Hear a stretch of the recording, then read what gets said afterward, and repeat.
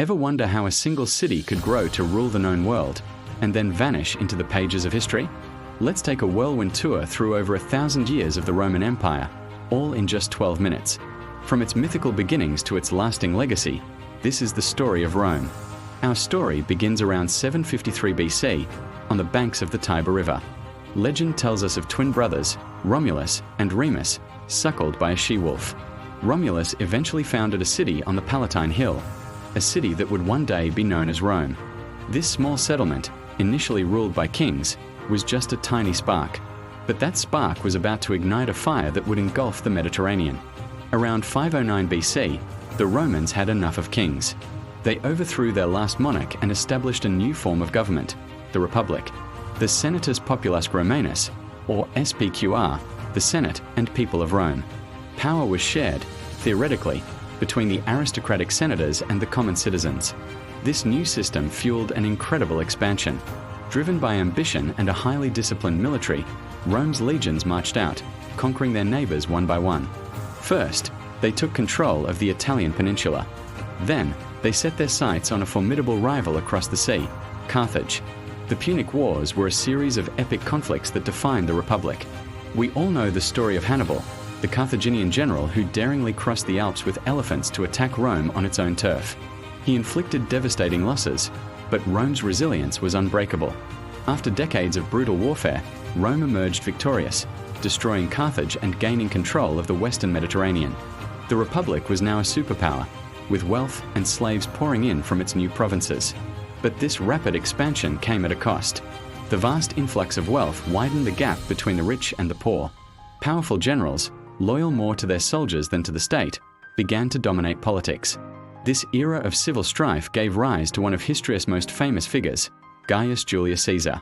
A brilliant general and a masterful politician, Caesar conquered Gaul, modern-day France, adding vast territories to Roman control. His popularity and power were seen as a threat by the Senate. When they ordered him to disband his army, he famously crossed the Rubicon River, uttering the die is cast, and marched on Rome, plunging the Republic into another civil war. Caesar emerged victorious and was declared dictator for life. He enacted popular reforms, but his absolute power scared the traditionalists in the Senate. On the Ides of March, 44 BC, he was assassinated, stabbed to death by a group of senators hoping to restore the Republic. Their hopes were in vain. Caesar's death didn't save the Republic, it sealed its fate. Another power vacuum led to more civil war. From the chaos, Caesar's adopted son, Octavian, rose to the top. After defeating his rivals, Mark Antony and Cleopatra, at the Battle of Actium, Octavian was left as the sole ruler of the Roman world. But he was clever. He knew Romans were tired of kings and dictators. So, he presented himself not as a monarch, but as the princeps, or first citizen. In 27 BC, the Senate granted him the title Augustus, meaning the revered one. The Roman Republic was officially dead. The Roman Empire was born. The reign of Augustus ushered in an unprecedented era of peace and prosperity known as the Pax Romana, the Roman peace. For over 200 years, the empire enjoyed relative stability. Trade flourished along a vast network of roads and sea lanes. Roman engineering marvels like aqueducts, amphitheaters, and sprawling cities sprang up across 3 continents. Art, literature, and philosophy blossomed. Think of the Colosseum's brutal spectacles, the poetry of Virgil, and the Stoic philosophy of Marcus Aurelius, the philosopher-emperor who marked the end of this golden age. But no golden age lasts forever. By the 3rd century AD, the cracks in the foundation began to show. The empire became too large to govern effectively from a single capital. The economy stagnated, plagued by rampant inflation and crippling taxes needed to support its massive army. Political instability became the norm. Emperors were often made and unmade by the military, with dozens of rulers assassinated or overthrown in a short period.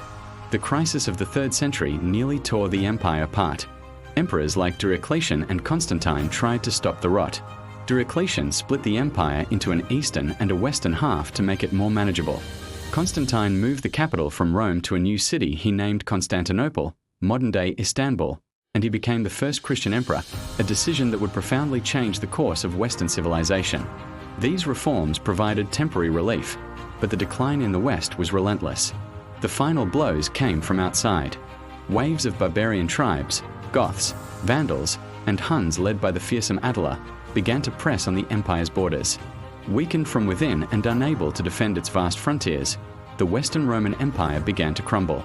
Legions were stretched thin, and the government often resorted to hiring barbarian mercenaries who had little loyalty to Rome. In 410 AD, the city of Rome itself was sacked by the Visigoths, an event that sent shockwaves across the Mediterranean. It was a symbolic moment, a sign that the end was near. The final act came in 476 AD. The last Western Roman emperor, a young boy ironically named Romulus Augustulus, was deposed by the Germanic chieftain Odoacer. There was no great battle, no dramatic final stand. The Western Roman Empire simply ended. It dissolved into a patchwork of barbarian kingdoms, which would eventually evolve into the nations of modern Europe. But did Rome truly fall? The eastern half, which we now call the Byzantine Empire, would survive and thrive for another 1,000 years, preserving Roman and Greek knowledge. And even in the West, Rome's legacy is all around us. Our languages, like French, Spanish, and Italian, are descended from Latin. Our legal systems are built on the foundations of Roman law, the idea of being innocent until proven guilty. Our architecture still echoes the arches and domes perfected by Roman engineers. The Roman ideas of citizenship, republic, and empire have shaped political thought for centuries. So, while the city of Rome may have fallen and the empire faded, its influence is immortal. From a legendary founding by Wolf-Rayet twins to ruling a vast and diverse empire, the story of Rome is a testament to human ambition, ingenuity, and folly. It's a story that continues to teach and inspire us to this day. Thanks for joining this incredible journey through time. If you enjoyed this, don't forget to like, subscribe, and hit that bell for more deep dives into history. See you in the next one.